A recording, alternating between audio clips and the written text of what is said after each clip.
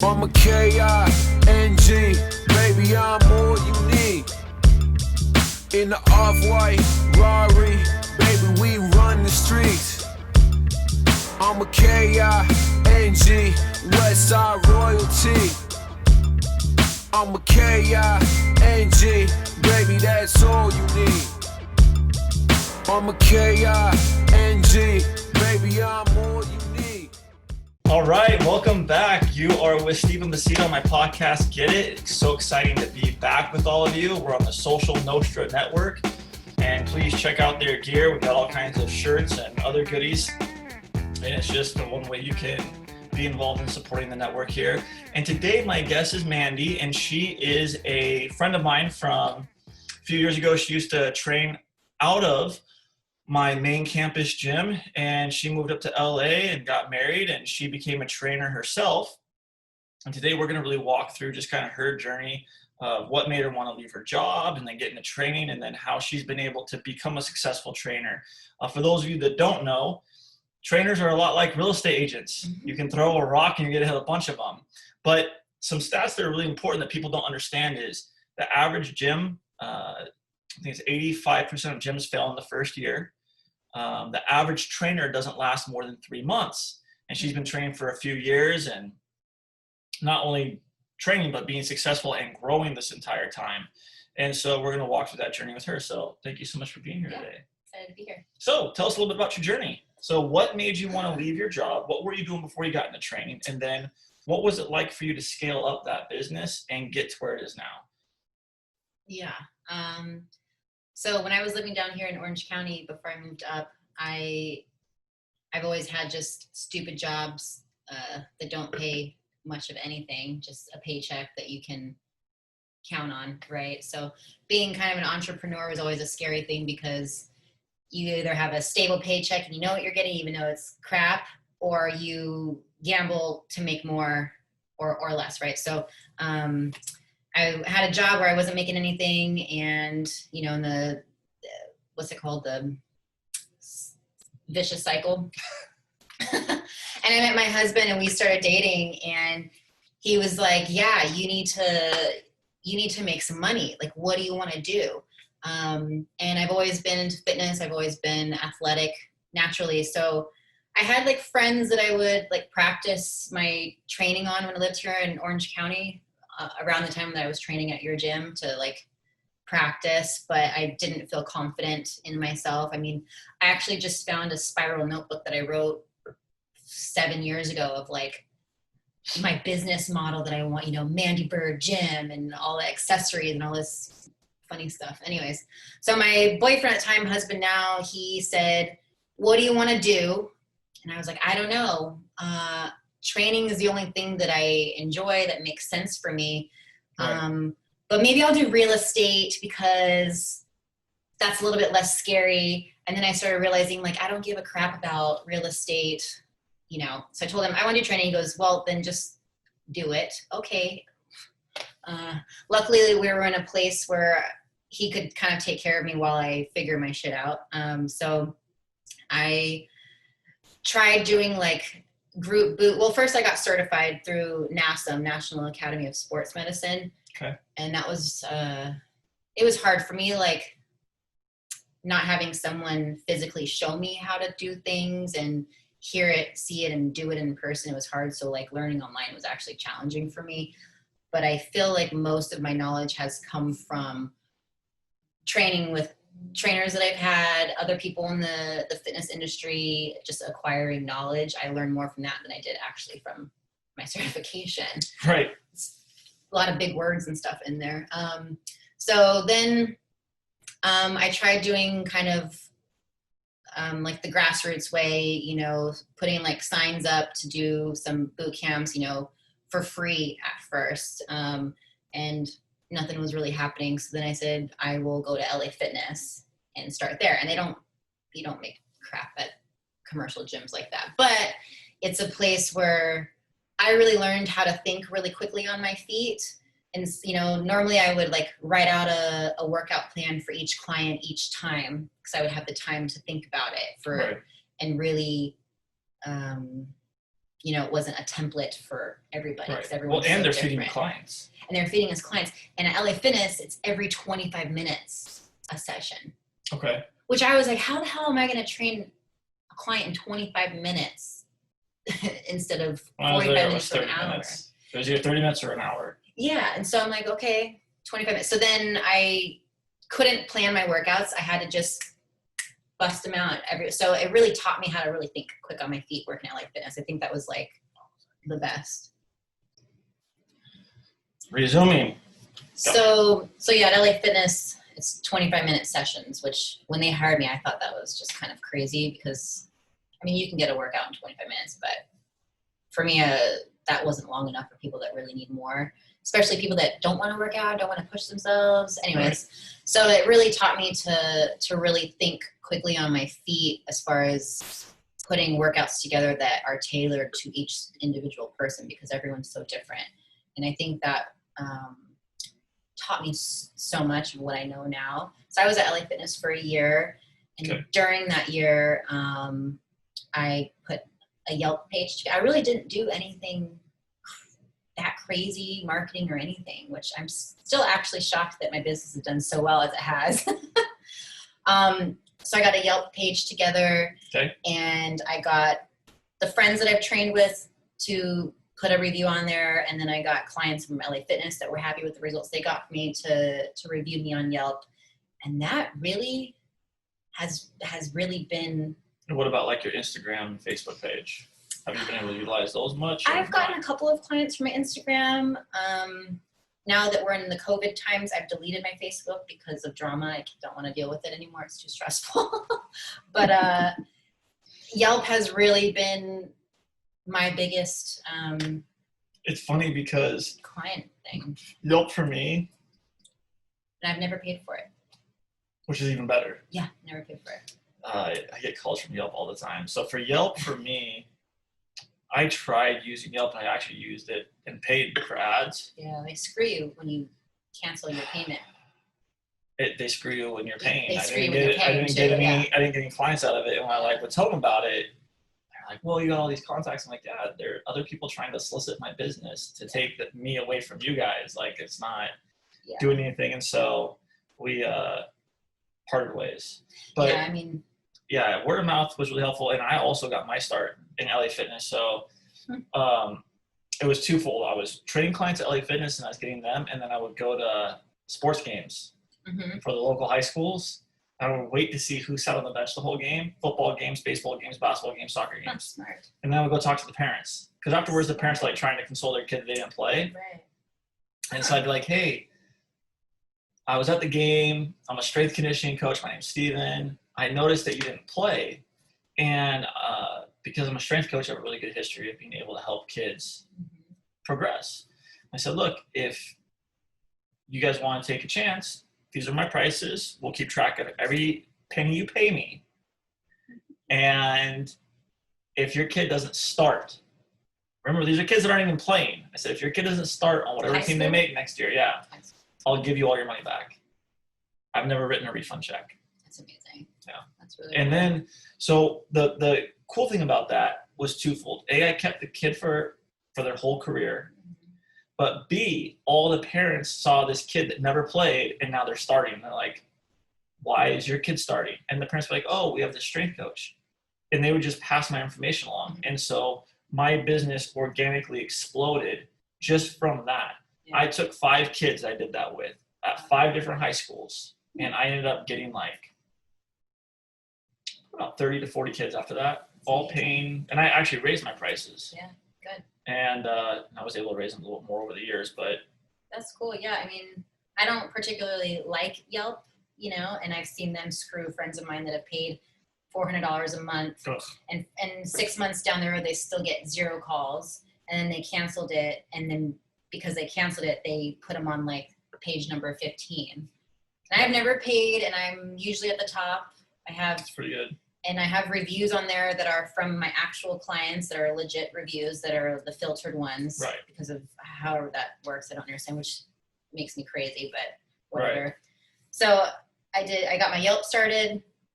I went back to So I was at LA Fitness for about a year, and then I was like, okay, now I think I'm ready to move on. I just didn't know where to go and how to do it. And a buddy of mine introduced me to this guy, Todd, who owns the private gym that I'm at now.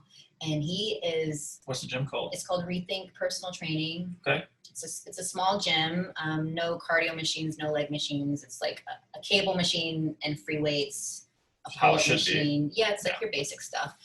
For people that are not bodybuilders, professional bodybuilders, it's the perfect gym. Someone like my husband can only do so much at a gym like that because he needs more. But for who I work with, it's more than enough. Right. So he brought me in and said how much rent he wanted, which I think was, you know, I pay expensive. I'm paying right now $1,600 a month for this gym.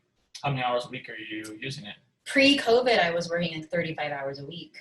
So did he schedule it based on like increments? So if you're like 0 to 5, this is what you pay. 5 to 10 is what you pay. No, he was amazing. He wanted a legit trainer to come in and be there for the long haul. So he just let me build my clients for free for like 6 months. Okay. So he didn't charge me anything. I mean, I don't know where I would be at if I didn't have him, honestly, because he handed me some clients. I started getting clients from Yelp. I brought some clients from LA Fitness. So I actually got fired from LA Fitness because I was doing so well. Okay, so let me backtrack. So I was at LA Fitness for a year, and then leading up to that year mark, I started figuring out, like, I don't want to be at LA Fitness because I'm not making any money. Right. I'm starting to get more clients, you know. And so I went back to the really posters. quickly, how many hours a week were you working at LA Fitness? Probably like nothing too crazy because I would go insane there, but like 20 to 25 hours. So how much were you making per pay period, which is every 2 weeks? It was like, I think after taxes, it was like $12 an hour. Yeah. And I make $120 an hour now. Yeah. That's why people don't stay at LA Fitness. They're smart. Yeah, but I mean, you learn so much, so it's like a perfect 100%. like place to start from. Any gym that's like that. Yeah, you know? I fully agree. You know, it is almost like how I looked at it was I knew my clients were paying if they were training for a half hour. This is in 2007 to 2008. So if they were training with me for a half hour, they were paying $45 a session. If they were training with me for an hour, they were paying $75 per session. And at the time, LA Fitness, how they worked is you got $750 for a half hour, but if you train them for an hour, you got $15. Yeah, the same. And I was like, okay. I was training 30 hours a week, and at the end of like every 2 weeks, I think my paychecks were like $800. That sounds about right. And I was like, $800. And they don't allow you to have clients outside, and they're terrified that you're going to steal clients from LA Fitness and train them outside, which I understand. Yeah. Yeah. They have a lot of restrictions. So all of us trainers had clients outside because otherwise, how do you survive? You cannot survive. Not in Southern California. No. And I ended up getting basketball clients where I was just training kids for basketball, and I was getting $50 per kid per hour, and if I doubled them up, I was getting $80 an hour. So I was making more money in 1 week from basketball than I was making the entire month at LA Fitness. Yeah, it's insane. Yeah, so that was a short-lived experience. Finally, I just was like, yeah, I'm leaving, and because training is really a relationship thing too. You're building these relationships with people, and you're going through like life and like their insecurities, and they're trusting you with so much stuff. And because of these relationships, like when I left, I had 30 clients leave with me. Yeah. So, and I was charging less for all my clients. So I was charging, so they were paying $45 for a half hour. I was charging them $25 for a half hour, but I would train 2 to 3 at a time. And then they were paying $75 an hour. I was charging them $50 an hour, and I would train 1 to 2. But I was still making, so I was making $15 an hour at LA Fitness, and then I was getting, tax and all that. On my own, I was making $40 to $50 an hour, and I would just, have my own business. So I just report my taxes and expenses and stuff. It's great. So, I mean, I love my life. I love my job. I love my clients. At LA Fitness, you get the clients that sign up and book you. Now I choose my clients. Exactly. And I've turned down people that I don't want to train because. So tell me about that. So it was 2 girls. I was trying to remember one of the girls, the story behind it the other day. I just remember she was just disrespectful and bye. But one of the girls I remember, she called me. I do a consult. So I have people come to my gym. They meet me. They can see the gym. If I can get someone to sit with me, I know I will have them as a client. Right. I just need to get them to the gym with me. Okay. That's my thing. If power of the law of attraction, right? Act as if you already have it, and you do. And right. That's really like circling back to LA Fitness.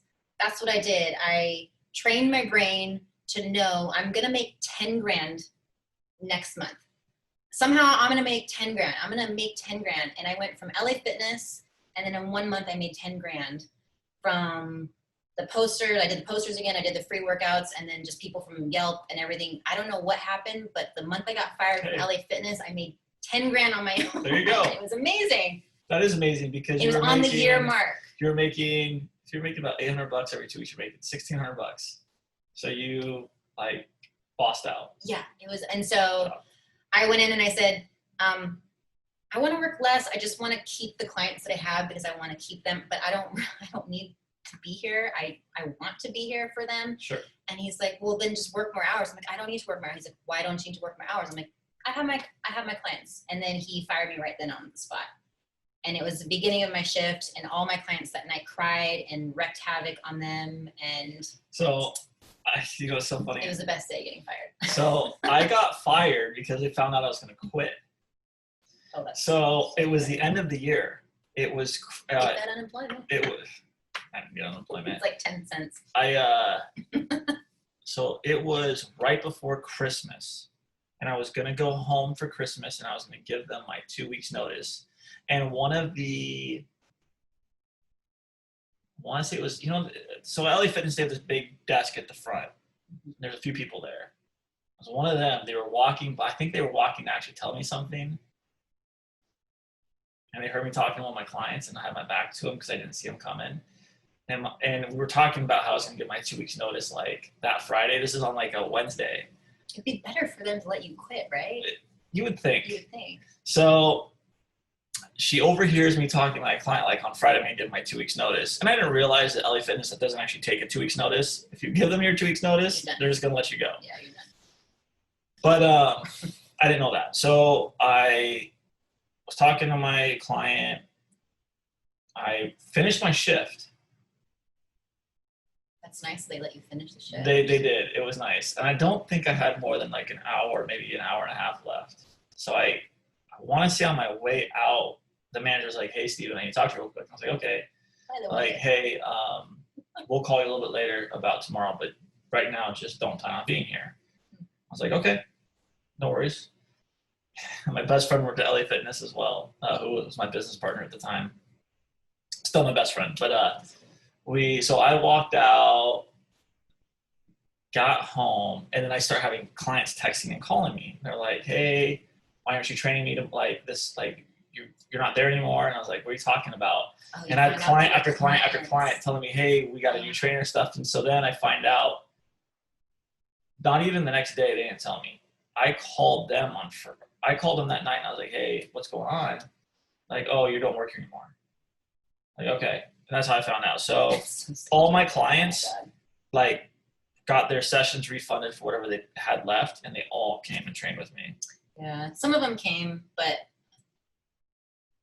they liked the money, the cheaper side, the money wise with LA Fit. So I got like some to come, and they didn't really stick, which was okay because they eventually couldn't afford me. Right. I mean, you're paying $200 a month for however many sessions at LA Fitness, and that's like 2 sessions when I started charging.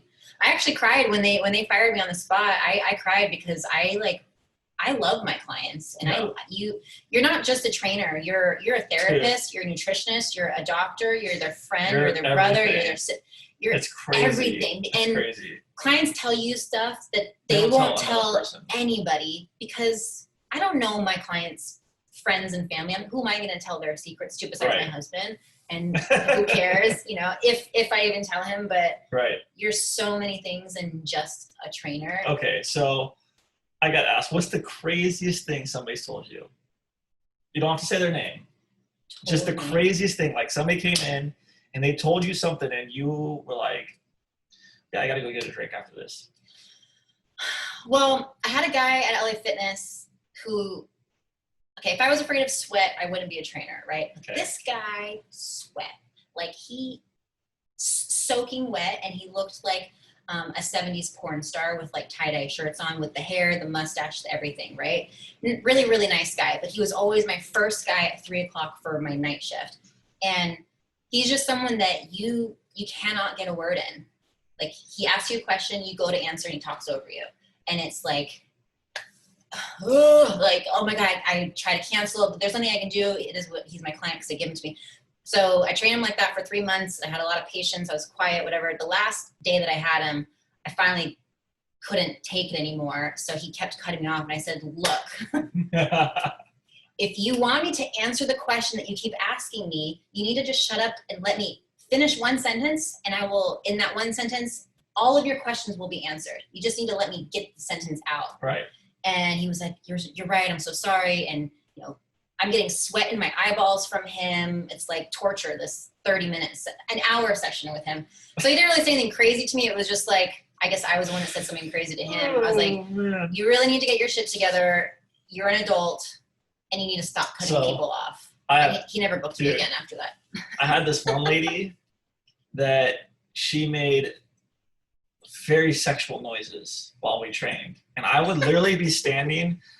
In all fairness, we're still living in a little bit of the COVID stuff. We're in California, so we're in my home office doing this. One day I'll be back into a studio. However, it was like this, you know, like we have a few feet between us. Because she made such aggressive noises, I would be at least 8 feet away from her. Yeah. And I would kind of shout instructions to her because I didn't want to like be close because people thought I was like touching her. Yes. Really Inappropriately. Weird. And I was like, nah, I'm not touching her. And so finally I had to be like, look,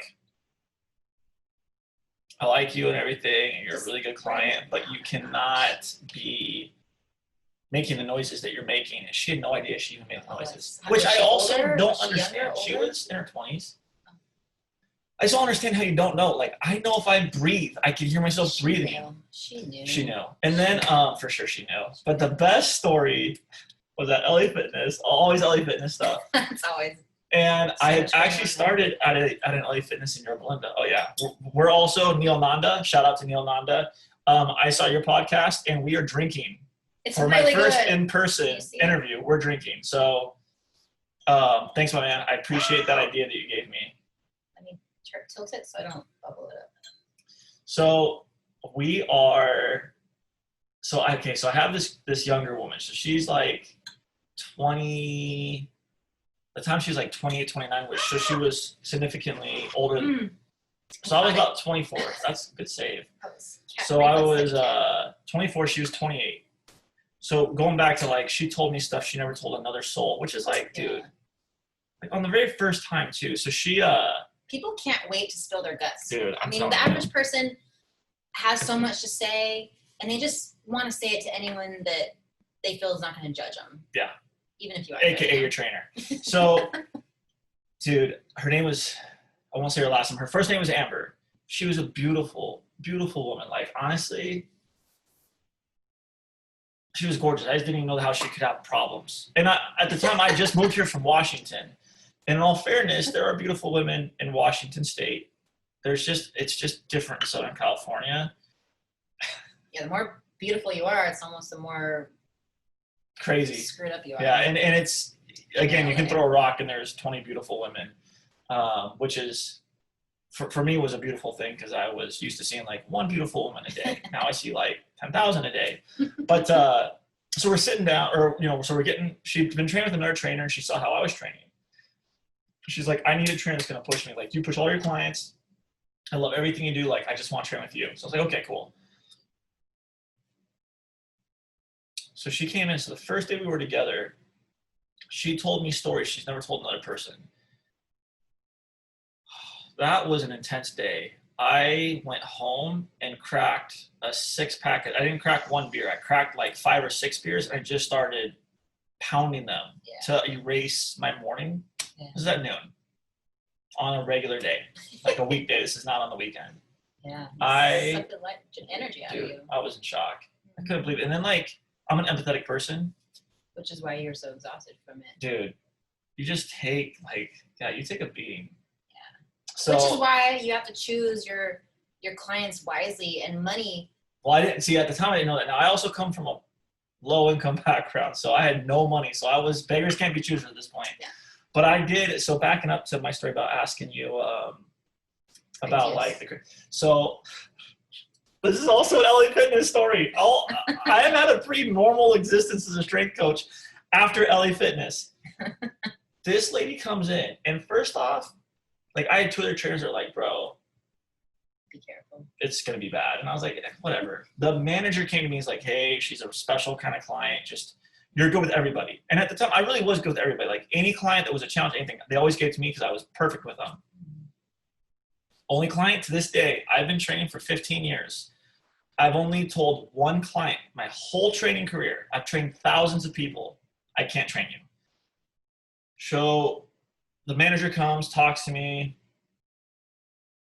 It's just like, hey, use your, just be you. Yeah. Like, okay, cool.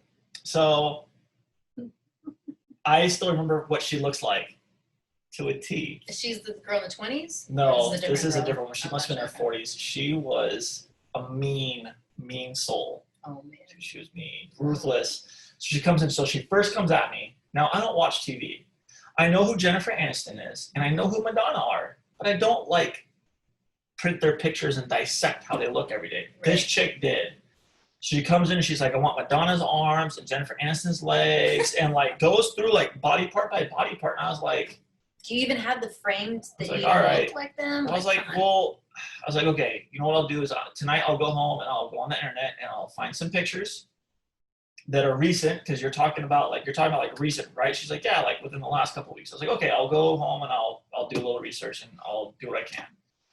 And then she began instructing me on how to instruct her on how to execute her workout. Mm-hmm. And I was like, listen, okay, I understand that you have some specific stuff, and I get that.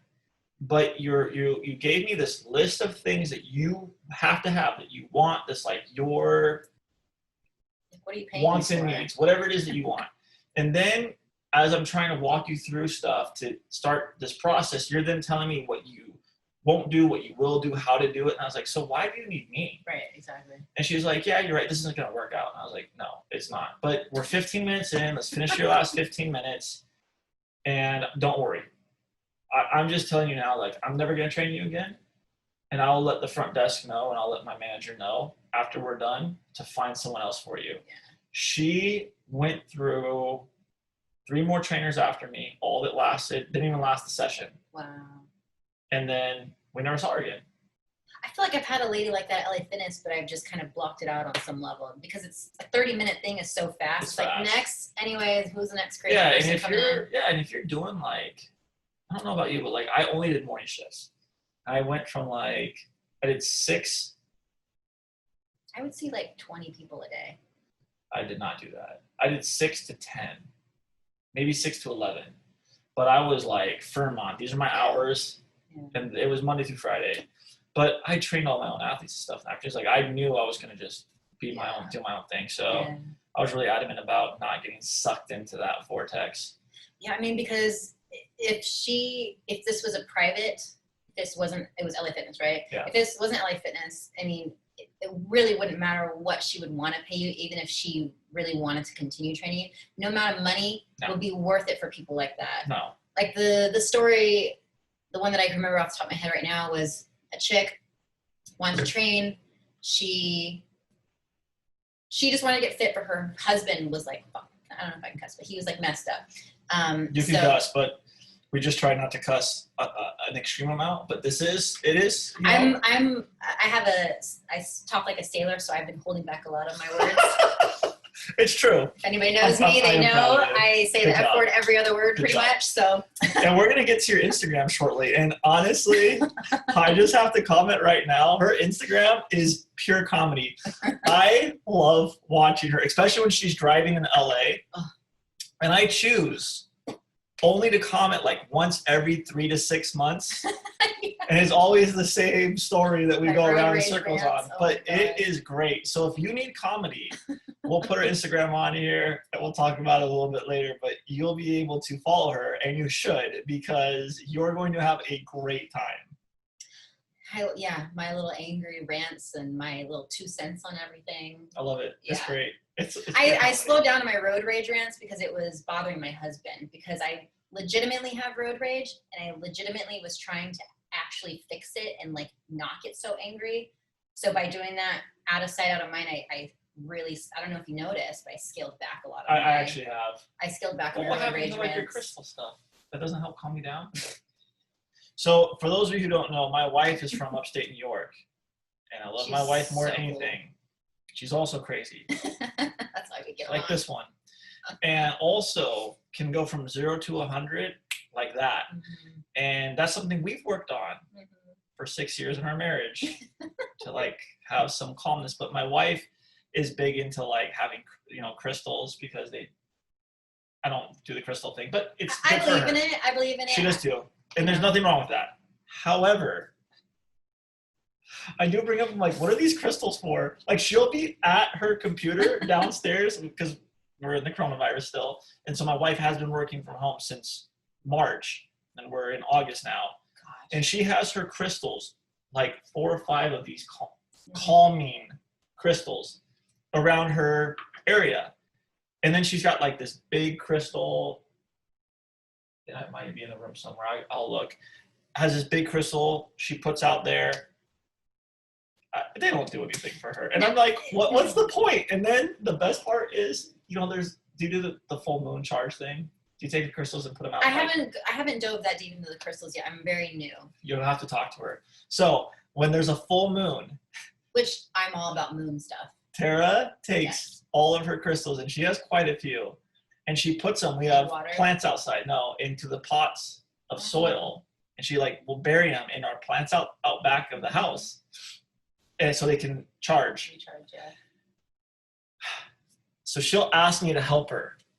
Okay. And there are crystals upstairs in our room, and she puts some in our daughter's room, and there's crystals everywhere. And I always laugh at her. I'm like, no, I'm not helping you. I was like, why would I help you? Like, they don't do anything anyways. Like, the second you get angry, you could have a crystal with you. You could have 100 crystals with you, or you could have no crystals with you. It's literally the exact same reaction. You don't change it. So I have a hard time believing that I need to actually participate in helping bring your crystals outside. It makes her feel better, so that's all you need to remember. That's great. It doesn't do anything, though. Let me ask you this. Okay, but if she thinks it does, even a small but percentage. But you think it does. Me? Yeah. I don't. I'm not that woo-woo into stuff yet, but I do think there's a level of something to the crystals that you can. But do you think it actually helps you? No. Okay. I just wanted to get the answer there. Okay. No. Fair enough. This needs to just help me. I actually went to a cognitive behavioral therapist to actually try to retrain the way my brain works when I get angry, because I do get mad. And I said, I think I have a problem. I think I get, I'm not like this with my friends or my family. Are you from California? I'm from LA, yeah. I have so much patience with people that I love, and zero for anybody that I don't. I know. Yeah, I know. All right, so let me ask you this. And then we're jumping around a little bit now, because this is the part of getting to actually be in person with someone. I love it. So what's your family history then? What are you a combination of? I'm an only child. Okay. My parents are still married. They're still together. They got married as teenagers from Louisiana, got the hell out of there, came to California. Okay. My parents were... So not Italian or anything? My mom's Italian. She's the fiery one. My dad's typical white dude, typical dad. What is he? He's super cool, calm, collected. He's so my mom's Italian, Irish, Choctaw Indian, very little bit, and whatever else. My dad is the Irish and the Italian. And then my dad's Scottish, Welsh, Oh, Cherokee you got Indian. screwed. Yeah, she got screwed. Scottish, Irish, And the Italian side, my mom's dad, who I don't know, he's the Italian. His mom was like an evil, mean woman. That makes sense. I'm an only child.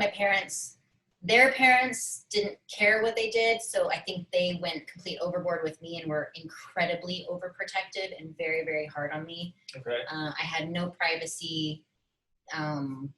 You know, I was grounded most of my teenage years. I wasn't allowed on the. So let me ask you this, because I'm a girl dad. I have one daughter with one more daughter that will be joining us in December.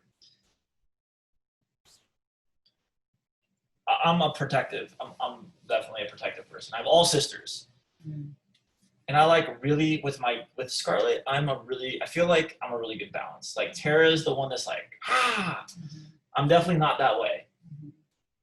Which I realize now I'm going to be like my parents were. Well, but then it's going to be the same result, right? I think I'll have because look, so I'm the oldest of version of 3. it. So like I definitely had parents. So I come from a super conservative Christian home, which is fine. But like when I was 10, the cartoon X-Men was too violent. I wasn't allowed to watch X-Men. So all my friends would watch it and I'd have to go find out, because I watched it for a little while and my dad's like, no, it's too violent. Yeah. Like, come on, man, it's a cartoon, right? So there were things I struggled with for sure. And I definitely did my own little rebellious stage. Yeah. But I'm also a guy. My sisters had it really lenient. And they're more than welcome to comment to me later if they think that it's not that way, but it was. Definitely through my point of view, for sure, because like I wasn't allowed to do certain things, but then they were, so I was like really frustrated about that. Usually it's backwards. The girls are It usually is backwards. Yeah. And I don't know exactly why it was that way in my house. Probably because I was a first child, and like I'm super stubborn. Yeah. I'm an A type, and I'm like super combative for sure with my parents, which is probably why I had like the noose around my neck more. Vicky was born with a halo, so she's my sister. She's 3 years and 5 days younger than me, and literally she has a halo at all times. Yeah. And like, she's probably one of the most amazing humans I've ever met in my life. Really cool. She is my sister. However, I have another sister who doesn't even talk. Like, we don't even talk to each other. So that's a long story for another day. But anyways, so going back to being a girl dad, like I am protective, and also like I've been involved in like fighting against human trafficking. I actually like still actively get involved with groups, which I'll do again here now that restrictions are starting to ease, in fighting against like child predators and stuff. So with all that being said, like I just am a little bit, of course I'm protective, and I have a daughter, but I don't want to be that dad that's like just overbearing and too much. So I try to give like a healthy balance right now. Right. I know it'll change when she gets older, but when she hits puberty is when it's all going to go to shit. So let me ask you, so from your experience of having parents, being an only child and having 2 parents who are like just on me 24/7. So what do you think that because you're really objective and you're really like smart, and I always enjoy anytime that we get like talk, because you're an objective person. Like you're good, because I don't meet tons of people that are good at being able to see a situation and think of both sides. Yeah. And the argument, and then come to an objective conclusion, or an unbiased, logical conclusion. Which, don't take this the wrong way, and no offense to any women out there, but women tend to think more with the emotions first. Logic will come later, or not. You're very different in that overall, and so I think that has to do with my dad. So then, thinking about how you were brought up and stuff, like,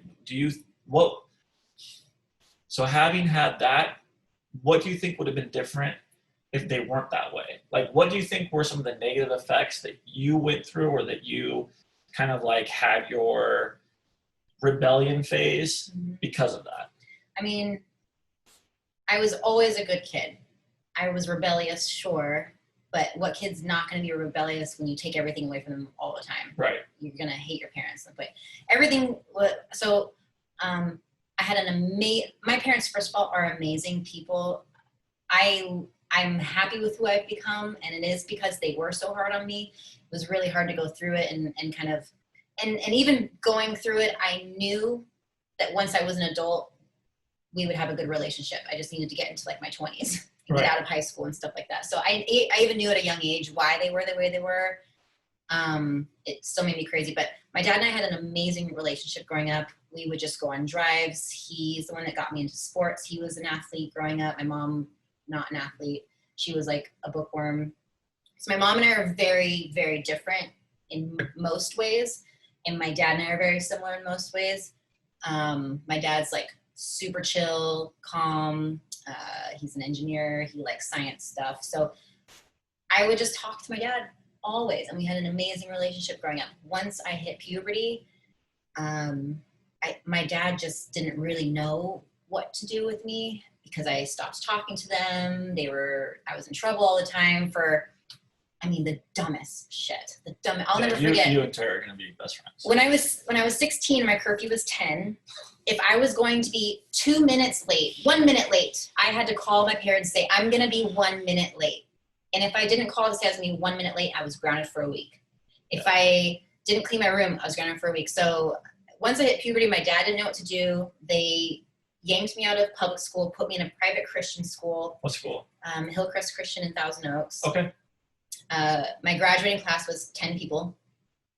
I was supposed to be on the starting JV basketball team at Newbury Park High School.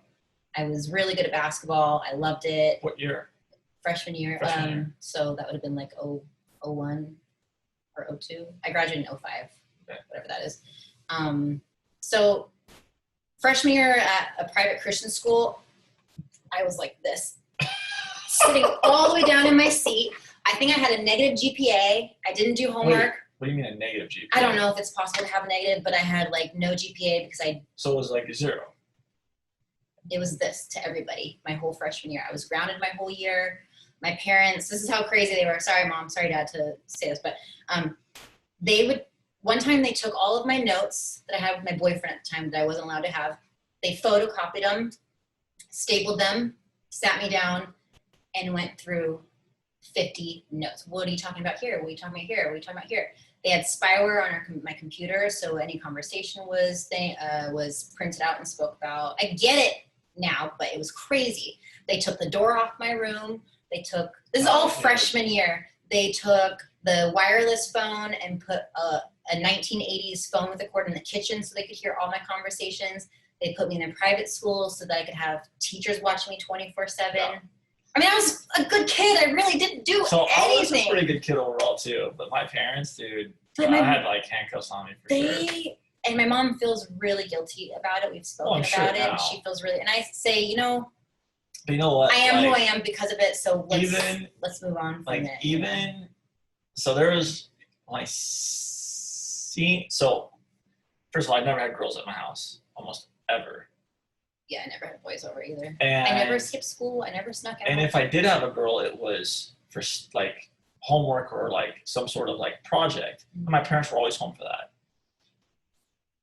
So the first time I actually had a girl that I was hanging out with, it was my senior year in college. It was the summer where I was graduating, but I had to fulfill a 450-hour internship, and then I was done. Everything was completed. Wow. So in doing so, I had to commute. Oh no, I made the same mistake. So easy to do that. I had to commute from Seattle to Ellensburg, and then my parents lived outside the city. So, yep, there we go. Let's tip it. So anyways, I had this girl I was dating at the time. Her name was Christina. And so she was going to come hang out with me and then hang out in the city and stuff. And so anyways, I got 5 more bottles of this stuff. Oh, amazing. That's good stuff too. It is good. And so my parents, so she spent the night, and it was between her being at my parents' house or me getting a hotel. And so I was like, hey, Mom and Dad, she going to spend the night. She never met my parents. Oh, I would have been shot dead if I said a boy's going to spend the night. Oh, dude. And I was like, look, she's like, just let her sleep in the room with me. It's not a big deal. And my parents were like, dude, they were so upset. They're like, no, it's not going to happen. I was like, well, then I'm just going to get a hotel in Seattle. It's not a big deal to me. And how old are you? 23. Oh, I thought you were going to say like 15. Oh, this isn't college. I'm a senior. Oh, I gotcha. Okay. College. So like, 23. I might have been. Gotcha. I was 23, going to turn 24. And my parents were like super resistant to the whole thing. And then finally they caved, like last minute. I was on the phone actually making a reservations, and my mom and dad finally were like, you can do it then, but I had to leave my door open. That's so funny. So I'm 23. That's so funny. She was 22, 21. And your family was a really Christian family growing up? They're very, My parents, they're Christians. my parents tried to go Christian to try to. No, it's not try. Like, my parents are, my dad grew up Catholic and became a Christian, and my mom grew up Christian. They're like very conservative Christian. Mm-hmm. They love Jesus. Their world revolves. It was just fine. I'm also a Christian. My wife's a Christian. Our whole family, like, we definitely are.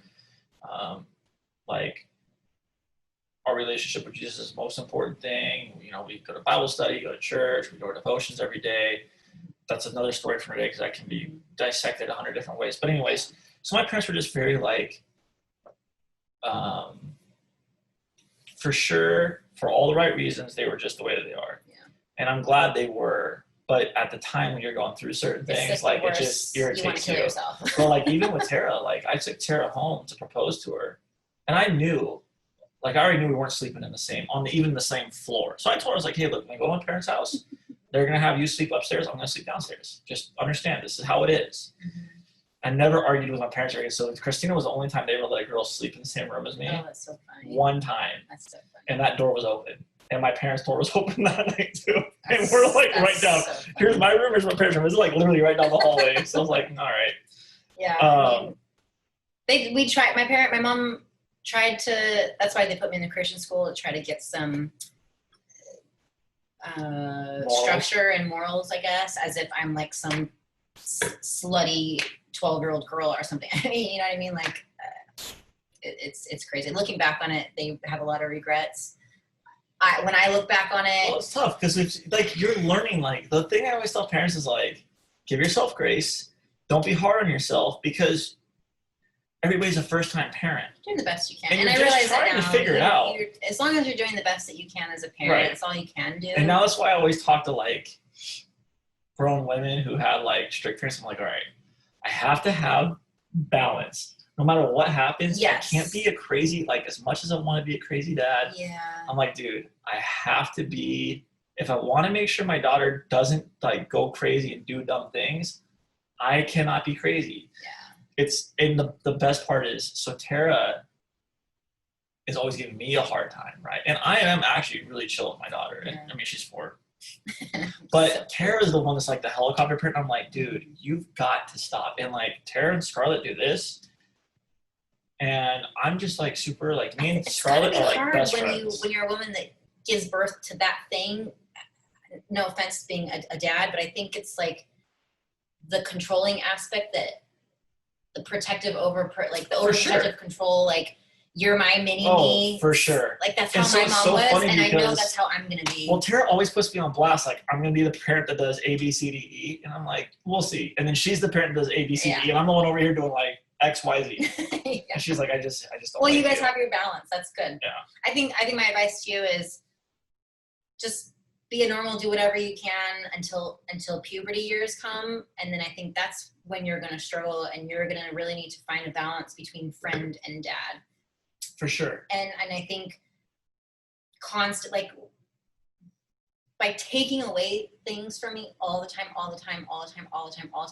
only made me want to do it that much more. Well, my hope is this. I partied my ass off in my 20s because of it. Oh, I'm sure. I didn't do it in my 20s.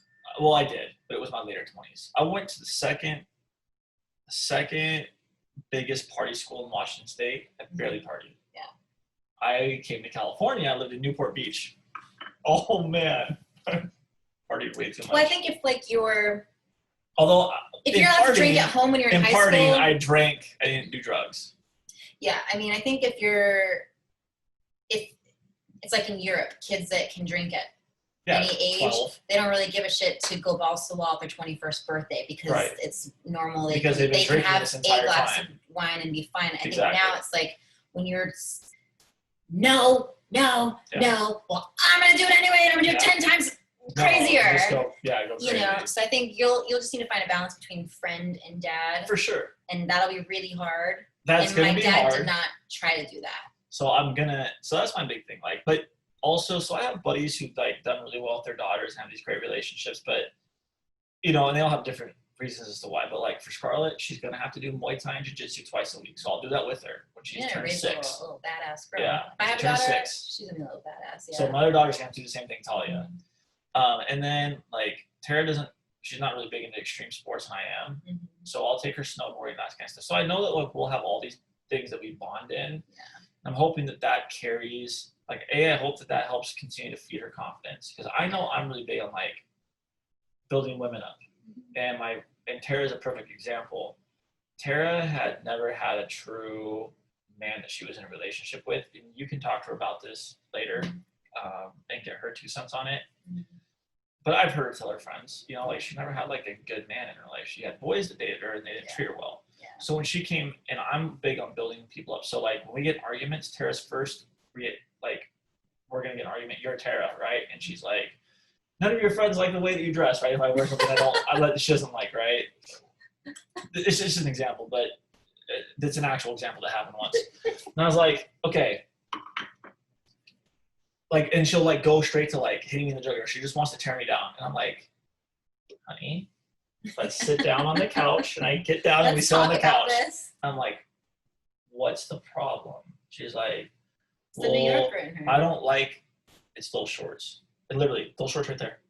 The cargo ones. You're the ones with the stripes, the squares on them. Because I had a CCW. Just let it expire. Because we're moving. Concealed weapons license permit. Gotcha. So those are the only shorts I can wear to carry my gun. Every other pair of shorts, you can see I'm carrying something. It's a cell phone or a gun. There's not much left to the imagination. So I'm like, babe, when we're going out and like the threat level's been raised, or like things are just going on right now, I'm going to wear these shorts because they're the only shorts I can wear to carry. Right? So we'll sit down, we'll have this discussion, and we work it out. But she's just like straight to the jugular and like, is that how her parents were? yes. Yeah. So my big thing is like with her, you know, you need to like learn how to escalate carefully. And but the same thing happens with Scarlett. She does that with Scarlett. I'm like, dude, it's got to be like a slow, like we got to get to her, like there's got to be a building, you know? So anyways. It's all a learning curve, right? I mean, no one knows what they're doing as a parent, especially for first sure. kid. You have no idea what you're doing, and you're not going to know if you're a second or third kid. No. And like with my parents, they came from big families, and I'm an only child, and so I think they just did the opposite of what they knew. Sure. Which I think most of us do that, or most agree. Parents do that. For like sure. In my mind, I'm going to try not to be as strict as they were and have that balance, but I don't know 100% how it's going to turn out. But what you said was perfect, is you're doing your best to try. Right. And then you learn what works for your kid and what doesn't work for your kid. Yeah. Spanking is another thing. I got into a debate with some people about spanking. Like, I personally hated, like, first of all, I needed to be spanked. It was the best thing that could have happened to me. I got spanked often, and it hurt. My dad had a board that he spanked me with. Did it have holes in it to really get your skin? No, but one of my buddies had that. That's what my parents got when they were kids. So, like, but I look at, like, first of all, I need it. So this comment came out about how if you spank your kid, you're grooming them to be with an abuser. And I was like, first of all, that couldn't be that's the most ridiculous thing I've ever heard. Yeah. Spanking does not equate to being with an abuser. Now, if you abuse a child, that grooms you to be ready for an abuser. It's two separate things. But my point was, like, spanking doesn't do it if you do it correctly, and it's, you know, you go through these phases, right? Yeah, beating the shit out of you. I don't like to spank. I'm a 200-pound ex-fighter. Oh, I forgot about that. You're a fighter. Yeah, I don't want to hurt, and I obviously don't want to hurt my daughter. I love my daughter. She's my little princess. I love her so much. So cute. But I have had to spank her a couple times, and I hated it so much. But it got to that spot where I was like, there's nothing else that we can do at this point. And to be honest, like, she responds to it. Yeah. So, like, when we're getting to that point, if I'm like, Scarlett, do you want me to spank you? And then she immediately, like, straightens up. Checks out, yeah. And I've only, like I said, I've only spanked her a couple times. I don't want to do it. It's not something I enjoy doing, but it's, to be honest, I don't even really spank her hard. Like, it's the shock. It's a tap. It's just the shock. It's a little love tap. It is, and it's just the shock. I've only actually, like, really, like, given her a little bit of a swift one time, and she She was openly defying us, and she finally swatted Tara right across the face. Oh God. And like hard, like she wound it up and whacked her, so she got spanked, like real spanked. But it wasn't, even then, it still wasn't that hard. Yeah. And I know this is such a divisive, hard issue for people, and it brings all these emotions. And my thing is like, look, it was one spank. She went to her room, and then we worked it out. She gave me a hug and a kiss. She gave mommy a hug and a kiss. She apologized, and she knew what she was wrong, and we grew from that. Yeah. I don't beat my daughter. I'm for spanking. I mean, as long as you're not beating your kid. Exactly. Smack them on the butt. Yeah. So they remember a little bit. It's like my puppy that I have. When she doesn't listen to me, it makes me go insane. Yeah. I smack her on the face like just a little, and it brings her attention back to what's going on. And times that we've pinched her to make shift like a bite, a mom's bite, we pinch her and she'll cry a little bit. And then it's interesting, they calm down and she wants to cuddle up on me. She doesn't hide from me. She doesn't run from me. We're the dominating You're the dog. alpha. We're the alpha. And so leader. It's like, listen up, and then they respond to you. So I think a level of that's fine as long as you're not beating the shit out of your kid. Definitely. Like I don't have a switch. My parents tried to spank me, but I would run. Oh, dude. I would run until my nose would bleed because I had nosebleeds as a kid all the time, and they would stop. If I tried to run from my dad was an ex-boxer. It wasn't going to go well, dude. And my dad was quick. My dad's a runner. Dude, I remember so many experiences. But I needed it. The thing is, like, did it make me better? Of course. Like, I know, because I know my personality, I know who I am. Like, I had to have those. That was the only way I responded to him, though. Yeah. Like, I just was so defiant.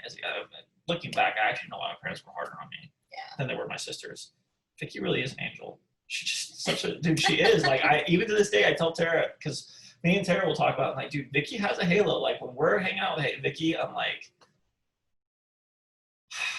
she's just such a good person, man. Like, she really is just a halo. I'm like, dude, how are we even related? I'm not I'm a good person, but like, she is like, she's got a special spot in heaven, man. That's amazing. She's definitely one of those people that God has a special spot for her. I think about the discipline thing, and I think about like my clients. Like, you have to have a level. Like, I'm not a military drill sergeant trainer, and I'm also not a cheerleader. Right. We're here to work out. I'm not here to fluff you up too much. I will boost your confidence. Right. I will be like, yes, good job. Let's get it. And that was kind of what I struggled with, trying to figure out what type of trainer I wanted to be that made sense for me. But having the discipline, it kind of goes back to parenting. It's like, you need to be firm with your clients. You need to be firm with your kids. Right. But don't let them walk all over you. Right. There is a boundary. 100%. I have boundaries with my clients. We talk about I'm such an open book. I would talk about anything with anybody. But if you try to overstep and tell me what to do, and you're paying me to tell you what to do, I'll bring it right back and I'll remind you. And so that's a level of discipline, and 100%. You're paying for the discipline. Exactly. You're literally paying me to discipline you. And so then, going back really and really wrapping this up. So in your time and how you've grown, how you become successful, the Yelp thing was important, but like, let's go to work ethic. That was the last thing I want to get to. Like, what was your work ethic like? How were you able to really niche yourself? How were you able to, again, be successful where so many people are not successful? And people don't understand. Like, again, the average trainer doesn't even last 3 months. And there are, how many people try to be trainers? Well, the average trainer doesn't really want to be a trainer, I think. And I agree. I think the average trainer is just a side job for whatever that is, a moment in time. Like in LA, people are trainers because they're actors and it's a flexible schedule. I think what makes me different is, this is what I want to do for the long haul. This is what I want my career to be. I'm not in it to make a few bucks on the side and then figure out what I really want to do with myself. I think that's what separates me from most people that don't last, is that this is it for me. It's the only thing that makes sense for me. It's something that I'm really good at. And I think just that alone separates me. And I think with work ethic, I genuinely want my clients to have results, and my main goal for my clients is to, I want them to like physically get results and build muscle. Sure. That's like honestly the lower end of my goal for my clients. Mm-hmm. Like I train mostly women, and I train women that start out really kind of insecure, nervous, scared, don't know what they're doing when they go to a normal gym. So I really want my clients to just feel so comfortable with themselves. So I work on form. I tell them you are actually way stronger than you actually know or think that you are. I give them extra, like, I don't think I can do it. I'm like, I bet you $1,000 you can do 5 reps of that. And then they do 15. I'm like, yeah.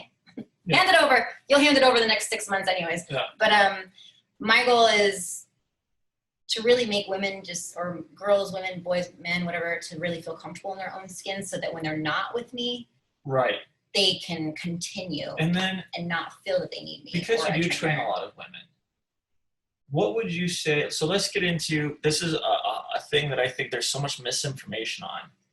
And you're a woman, by the way, she's probably stronger than I am.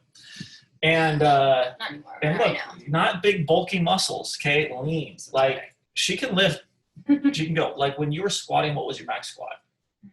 225. 225. I know guys that can't even squat 135 pounds. I posted on my Instagram the first time that I did 2 reps of a 225, and I got attacked by men on my Instagram. I blocked 10 men, and I even got them. I have my website on my Instagram page. They went to my website and then emailed me to tell me how shitty my squats were because I didn't go 2 inches lower. And I'm like, it was my first time. Are so stupid. And you're a dude that's knocking down a girl. So like, that's dumb. And that takes, which makes me just want to, trolls. People that probably, why I'm doing what I'm doing anyway. They probably can't squat. Exactly. So, for the women that really struggle with like understanding that weight training is so critically important, and just because you're doing heavy weights doesn't mean you're going to look like a bodybuilder. You need to get steroids for that. Thank you. I've been saying that this whole time. You need to be on steroids, supplements. You have a certain regimen you have to keep to. A woman's not going to look like a man. You don't look like a man. You're beautiful. Obviously, I've known you for a long time, and I've never seen you short on dates and compliments and women that love. I mean, I've heard tons of women come up to you at my own gym before you met your husband and moved north to LA, like how beautiful you are, nice. And again, you don't look, you're not bulky, you're not big. You like, I've seen you like dumbbell bench press like 50, 60 pound dumbbells, which is a challenge. I'm kind of skinny ripped right now with COVID stuff. But even beforehand, you still weren't like big. And so, what would you say to women who are working out, like, because it's different coming, I think, from a guy sometimes, but you are a beautiful, well put together, your stuff woman. So what do you tell women women need to do weight training, by the way? Yeah, 100%. I mean, when I worked at a hair salon, this woman came in, she asked me, wow, you look really good. Do you do yoga? And I laughed because I don't do yoga. I've been doing yoga a little bit more lately, but at that time, 5 years ago, I would have been embarrassed to say I did yoga. Right. So, no, lady, I don't do yoga. I do weights. She goes, oh. And she was probably in her 60s. She goes, I thought weights were bad for women. And I'm like, oh my God. I said, where did you get that information from? She's like, I thought it was bad. I'm like, but what's old wives' tales? Right. And so let's not even talk about muscles, your bone density. You need, if you want to be an old man or an old woman, you want strong bones. Building 100%. muscle is what builds your frame, right? 100%. So starting from the bones out. When people come in and they say, I want to look like Jennifer Aniston and this, I'm like, okay, first of all, your bone structure is not Jennifer Aniston. You're Paris Hilton, you're tall, I don't know, that's not your bone structure, so I'm sorry, you're not going to look like her. I give it to them straight. You're not going to look like Jennifer Aniston. Which you're going to look like, you should, because so you're many going to look like trainers, how you're going to look right, like. because so many trainers sit here and feed this it's bullshit. unrealistic thing. Oh, I can help you do this. And then 2 years later, they're still telling the same thing. It's like, bro, you had 2 years with this person and you didn't do what you said you were going to do. Like, that is insane. Well, and then there's a trainer is with you an hour, 30 minutes to 60 minutes of a 24-hour period. So a trainer is only going to only do so much for someone, and you need to do the rest of it on your own, which 100%. is what I sell to my clients. I actually don't even sell myself when I have people come to me. I say, look, so you have your bones, then you have your muscles. If you want to look like a specific person, you can, there's no toning. It's just, you just build muscle or you don't build muscle. Okay. You come in, I say within 3 months, if you do everything right and you're consistent on everything, you should start seeing stuff within those first 3 months, right? Yeah. Depending on where you're at, give yourself 3 to 6 months or even 6 months to a year if you're brand new to training to really transform your body. And I say, I wish I could just sell you and it would be true that we work out an hour a day and you're going to have the best body ever and it's all because of me. Right. It's not. We do this when you go home. 100%. That's when the real work actually happens, and that's actually the hard part. And so then speaking of that too, really my last thing I want to ask before we wrap up here. So doing weights doesn't make you bulky and look like a man. It just builds 100%. So let's talk about all this, like you see the same things I see about, oh, you work out 30 minutes a day and you're going to look like this freaking chiseled, yoked, six-pack guy, or a woman that's just like crazy lean, like yourself, which you don't work out 30 minutes a day. Hit it. Let's go. I want to hear about it. Diet. First of all, I tell my clients, like, you can do a 30-minute workout, but you need to have your diet like on point. On point. Perfect. No cheat meals. If you want to get the six-pack, you have to be perfect. And those people, because you know some of the same people I know, they're not working out 30 minutes a day. No, and that's like the bare minimum that you want to do. So I do 30. But they're working out like how often? Okay, so they're working out like 4 hours a day, some of them, and still not getting any results. Thank you. Yes. Like hours. That's overtraining. Dude, when I was in the best shape of my life, 100%. And I always tell people the same thing. Like, look, when I was at my peak, my absolute peak, I was training anywhere from 4 to 8 hours a day. Wow. 7 days a week. Like training your body, or you were working training? Training my body. Gotcha. So between working out and then like I have a super active lifestyle, so I go surf for 2 hours, play basketball for 2 hours, do sprints on the field, do a 2-hour weight program. But I was working out in the weight room 2 hours a day, 6 days a week. And I was doing like field workouts 4 days a week for 2 hours. Plus I was playing basketball, surfing, hiking, all these other things. So I was super crazy active. And like surfing is not like you're putting in work. Surfing is hard, man. So, and when I see these trainers like, oh, you'll have to work out 3 days a week for 30 minutes to look like me. It's like, no, absolutely not. You're full of shit. Don't believe anything this person says. No, I basically sell it like this. Like, if you're an average person that just wants to lose 10, 20, 30, 40, 50 pounds, whatever, you just need to be consistent. That's the only word I use. Be consistent with your training, and that's showing up. I just say, if you show up to my sessions, the hard work on that's you're done, because you're just gonna do what I tell you. We have a really good time. We're like girlfriends. We talk shit. We talk about everything. I'm your therapist. All of a sudden, the workout's over. You know, an hour workout feels like 5 minutes. Now, when you go home, is where the hard part starts. For me, the diet's the hard part. The training's the easy part, and that's usually for most people. So it's like, you really need to be consistent on what you do at home. Try to eat the same time every day. Try to eat the same meals every day. Try to keep the portions the same, because when your calories are all over the place, your body doesn't know when to let go of fat if it doesn't know what's happening. If you're eating 500 calories one day, 2,000 the next day, back to you have to be consistent enough for long enough to let your body change. And then from there, in my opinion, that's when you can adjust and kind of figure out what truly works. Because you can't eat the same thing forever and then still get results. You have to switch it up a little bit. But my main thing is, you have to be consistent. Working out 30 minutes 3 times a week for some people might work. But depending on what you're really trying to get to, it's not enough. In general, it's not, because the general person eats like shit when they go home. 100%. Or they don't eat at all. Which is the other problem. That's another thing that I talk about to my clients. They say, what did you have today? I had a salad. I had some coffee, and like maybe a sandwich. Maybe if you're lucky. Okay, so you're eating 500 calories. Yeah.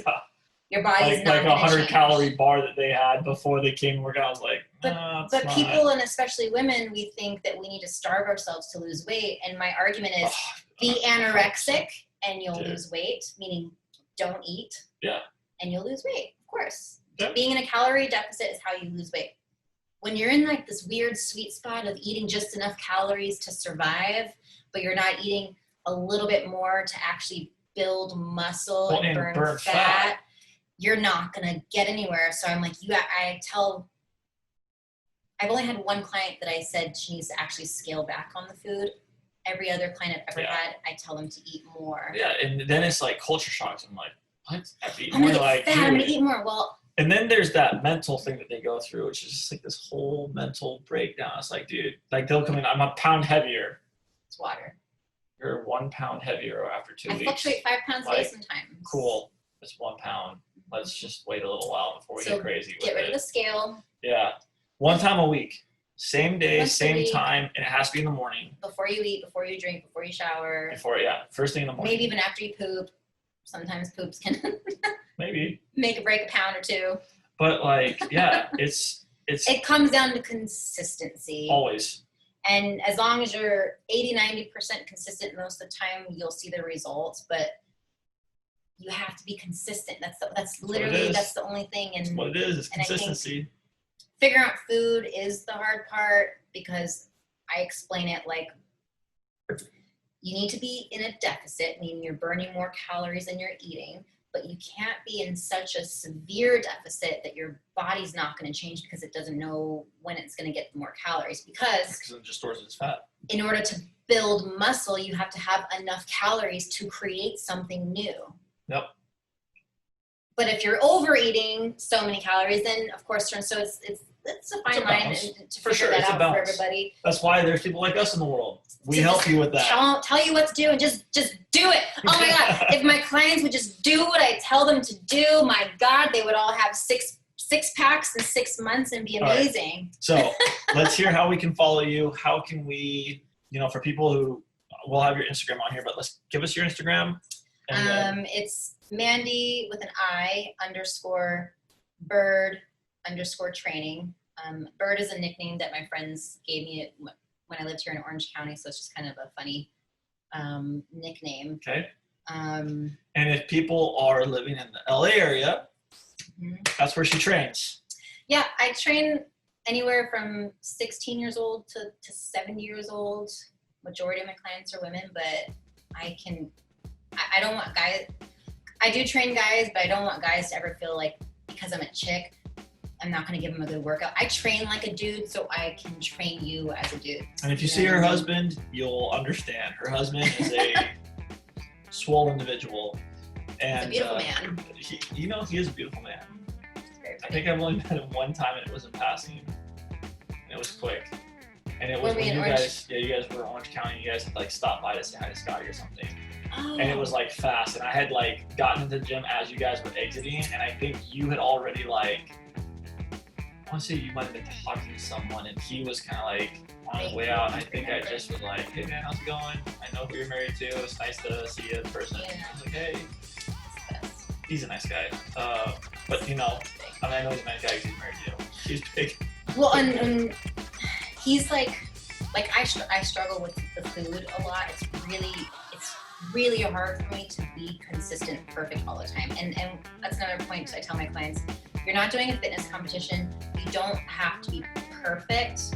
Right. You don't have to be perfect. You're gonna fail. You're gonna mess up. You're gonna fuck it up.